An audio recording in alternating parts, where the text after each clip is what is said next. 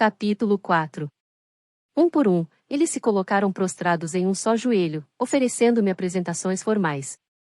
Embora todos já tivessem me visto seminua e me segurando dos modos mais familiares enquanto os pontos estavam sendo costurados, talvez fosse a primeira vez em que acharam que eu poderia realmente viver tempo suficiente para me lembrar de alguma coisa depois. Coronel Sam Everstrom, da Guarda Real de Dalbrec, tutor designado do Príncipe da Coroa, Jackson. Os outros riram desse título. Eles sentiam-se à vontade para fazer piadas e provocações, até mesmo com um oficial superior a eles, mas Sam respondeu a eles da melhor forma que lhe foi possível. Oficial GBMC Cance, das Forças Especiais de Falworth.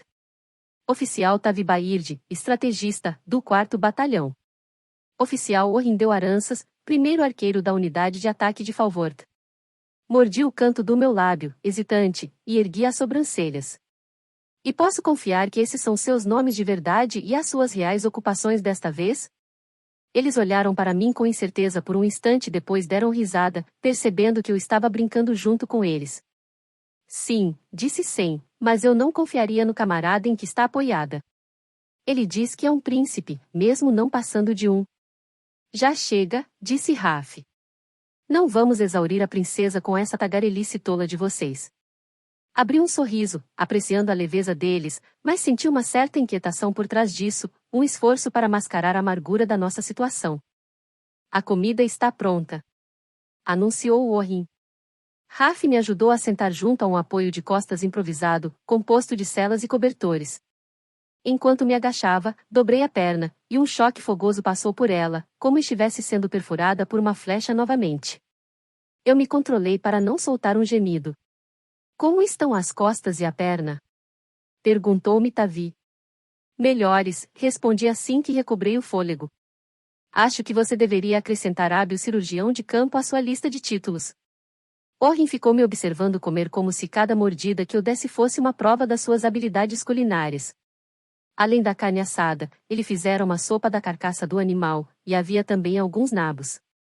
Ao que parecia, Jeb não fora o único que havia armazenado alguns luxos no seu alforge. A conversa ficou centrada na comida, e nas outras carnes de animais que eles tinham avistado para futuras refeições, cervo, gambá e castor. Tópicos suaves. Nada parecido com o que eles planejavam essa manhã e que haviam tentado impedir que eu escutasse. Terminei a minha refeição e voltei a conversa para um assunto mais premente. Então parece que temos uma semana à frente deles, falei. Eles pararam de comer por um momento e olharam de relance uns para os outros, rapidamente avaliando o quanto tinha sido dito pela manhã e o que eu poderia ter ouvido. Raf limpou o canto da boca com a lateral da mão. 2 semanas à frente, com a neve pesada que caiu. Sam pigarreou. Isso mesmo. 2 semanas, vossa al. Lia, falei. Chega de formalidades. Todos estamos além disso agora, não é? Todos olharam para Raf, deixando a decisão para ele, que assentiu. Eu quase havia me esquecido de que Raf era o soberano deles. De que era o príncipe deles. Hierarquicamente, ele estava acima de todos, inclusive de Sam. Sam confirmou com um único assentir. Muito bem, Lia. Pelo menos 2 semanas, concordou Orrin. Seja lá o que foi que Raf colocou nas engrenagens da ponte, deu conta do recado. Foi Lia quem me deu aquilo, falou Raf. Eles olharam surpresos para mim, talvez se perguntando se eu havia conjurado algum tipo de magia morriguesa. Contei a eles sobre os eruditos nas cavernas que ficavam embaixo do Sanctum, que estavam revelando os segredos dos antigos e que haviam desenvolvido o poderoso líquido claro que dei a Raf. Também descrevi a cidade do exército oculto de Comisar e as coisas que eu havia testemunhado, inclusive os bresalotes de ataque, que carregavam os embrulhos que explodiam como uma tempestade de fogo. O Comisar planejava marchar para cima Morrigan primeiro e depois para o restante dos reinos. Ele queria todos eles. Sam deu de ombros e meio que confirmou minha história, dizendo que o Comisar falava com empolgação sobre o poder desse exército que os governadores e suas províncias estavam financiando. Mas pelo menos metade dos governadores permanecia cética. Eles achavam que Comisar estava inflando os números e a sua capacidade para conseguir dízimos maiores deles. Você viu a cidade? Perguntei a ele. O Comisar não estava exagerando. Não vi, mas outros governadores que a viram ainda não saíram convencidos. Eles provavelmente só queriam o comisar amenizasse os seus encargos. Sei o que eu vi. Não restam dúvidas de que, com aquele exército e aquelas armas que ele estava acumulando, Venda poderia facilmente aniquilar Morrigan e Dalbrek também. Orrin soltou uma bufada. Ninguém é capaz de derrotar o exército de Dalbrek. Olhei incisivamente para ele. Ainda assim, Morrigan fez isso muitas vezes no nosso passado truculento. Ou vocês não estudam história lá em Dalbrek? Orrin olhou de relance para mim, sem jeito, e então baixou o olhar para a tigela de sopa que tinha em mãos. Isso foi há um bom tempo, Lia, interveio Raf. Bem tempo antes do reinado do meu pai, e do reinado do seu pai. Muito mudou desde então. Não deixei de notar a baixa consideração que ele tinha sobre o meu pai. Estranhamente, isso fez com que uma centelha defensiva se acendesse dentro de mim. Contudo, era verdade. Eu não fazia a mínima ideia de como era o exército de Dalbrek hoje. No entanto, nos últimos e vários anos, o exército morriguês havia encolhido. Agora eu me perguntava se isso acontecerá por causa do chanceler, para fazer de nós um alvo mais fácil, exceto que eu não tinha certeza de que ele sozinho, como supervisor do tesouro, poderia ter feito com que isso acontecesse, nem mesmo com a ajuda do erudito real. Seria possível que outros membros do gabinete estivessem nessa conspiração? Raf esticou a mão e pousou no meu joelho, talvez percebendo a dureza do seu comentário. Isso não vem ao caso, disse ele. Se este exército realmente existe, sem a ambição calculista de comisar, ele vai cair em desordem. Malice não tem a sagacidade para liderar um exército, muito menos para manter a lealdade do conselho. Pode até ser que ele já esteja morto. Pensar na cabeça arrogante de Malice rolando pelo chão do Sanctum me acalentava, sendo o meu único arrependimento o fato de que não fora eu responsável por isso. Mas quem mais poderia assumir a poderosa posição do comisar? E quanto a Shevdar Tirik? O governador Yanos? Ou talvez Trar, dos Ratas? Eles eram com certeza os indivíduos mais detestáveis e determinados daqueles que restavam no conselho, mas eu sabia que nenhum deles tinha a perspicácia ou a fineza necessárias para garantir a lealdade do conselho, muito menos para seguir adiante com as descomunais ambições de comisar. No entanto, com tanta coisa em jogo, será que essa era uma suposição que qualquer reino poderia se dar o luxo de fazer? O reino de Morrigan precisava ser avisado da possível ameaça e estar preparado para ela. Facilmente 2 semanas, disse Jeb, tentando voltar ao assunto mais positivo do nosso amplo tempo à frente deles. Ele arrancou mais um pedaço de carne de texugo. O Sanctum estava imerso em caos quando partimos, e, com mais gente tentando tomar o poder, pode ser que eles não comecem a seguir de imediato a jornada pelo Baixo Rio. Eles vão fazer isso. Sen olhou para Raf com seus frios olhos cinzentos. A questão não é em quanto tempo farão isso, mas sim quantos soldados vão enviar. Não é só atrás dela que estarão. Você será um prêmio altamente cobiçado também. O príncipe da coroa de Dalbrek não apenas roubou algo que eles valorizam como também, sem sombra de dúvida, feriu grandemente o orgulho deles com o seu engodo. Foi o orgulho do comisar que eu feri, disse Raf, corrigindo-o, e ele está morto. Talvez. Olhei para Sen, incrédula, e o meu coração ficou apertado como um nó frio.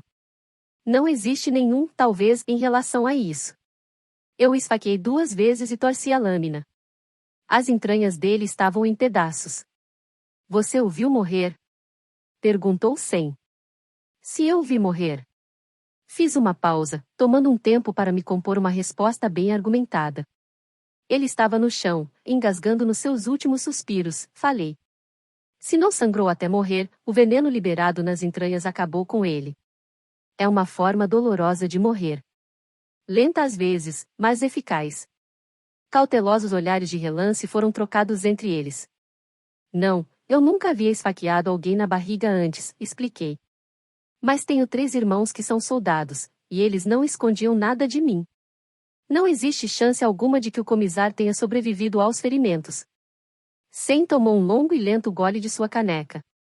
Você levou uma flechada nas costas e caiu em um rio imenso e gelado. As suas chances não eram boas e, ainda assim, aqui está você. Quando nós deixamos o terraço, o comisar não estava mais lá. Isso não quer dizer nada, falei, ouvindo o pânico que se erguia em minha voz. O Rix ou algum guarda podem ter carregado o corpo dele para longe de lá. Ele está morto. Raf colocou a xícara de lado, e a colher bateu ruidosamente na lateral dela.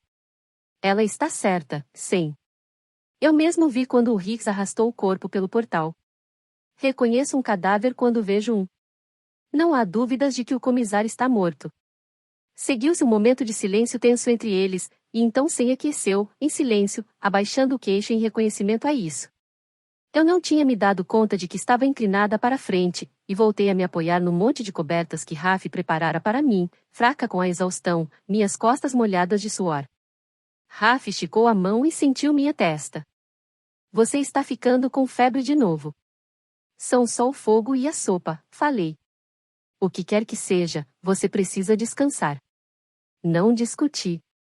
Agradeci a Orrin pela comida, e Raf me ajudou a ir até meu saco de dormir. Os últimos passos drenaram toda a minha energia e eu mal conseguia manter os olhos abertos enquanto ele me ajudava a me ajeitar. Aquilo foi o máximo de conversa e atividades que tive em dias. Ele se inclinou para cima de mim, tirando mechas dos meus cabelos úmidos de suor e deu um beijo na minha testa. Começou a se levantar, mas eu o impedi, perguntando-me o que mais ele poderia ter visto. Você tem certeza de que ele estava morto? Raf assentiu. Sim. Não se preocupe. Você o matou, Lia. Descanse agora. E quanto aos outros?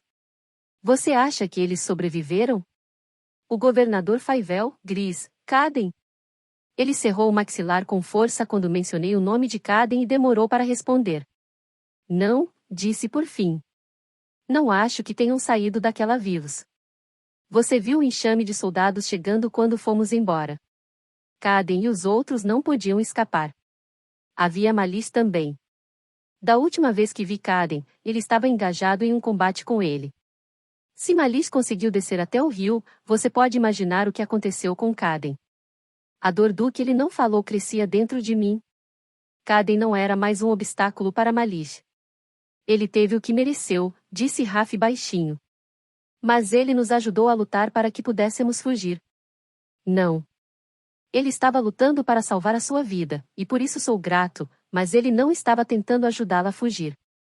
Ele não fazia a mínima ideia que tínhamos um plano de fuga. Eu sabia que ele estava certo. Pelos seus próprios motivos, tanto Caden quanto Gris queriam me manter em venda. Não era para me ajudar a fugir que eles estavam erguendo as espadas contra os seus irmãos. Ele era um deles, Lia.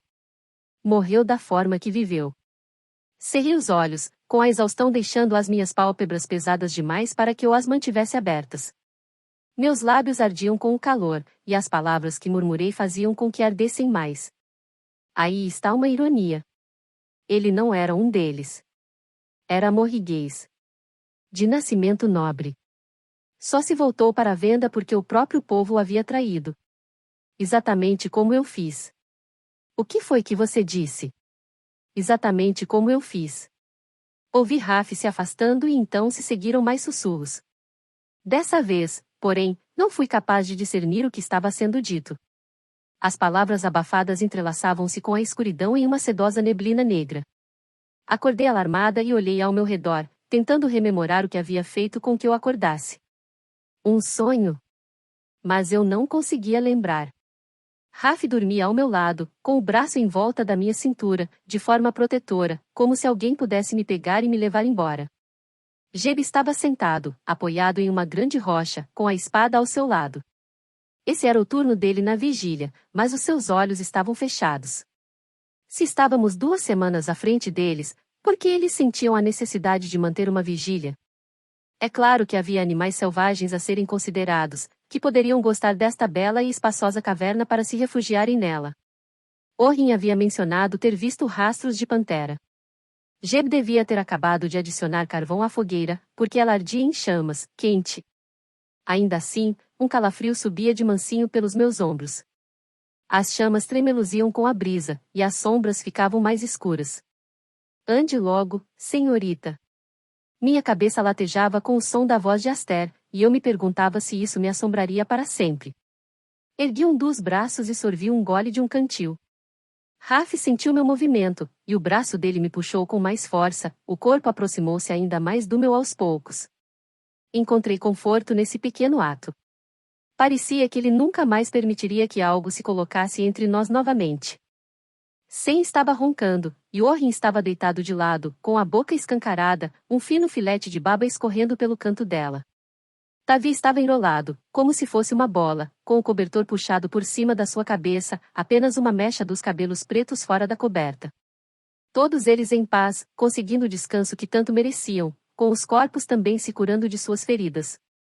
Eu havia começado a me acomodar de volta no meu saco de dormir quando o frio me atingiu de novo, dessa vez mais forte, fazendo pressão no meu peito, tornando mais difícil respirar. As sombras ficavam mais escuras, e o temor insinuava-se por mim como uma víbora, desejando dar o bote. Fiquei esperando. Sabendo. Temendo. Alguma coisa estava. Não demore, senhorita, ou todos eles vão morrer. Eu me sentei ereta, ofegante, tentando respirar.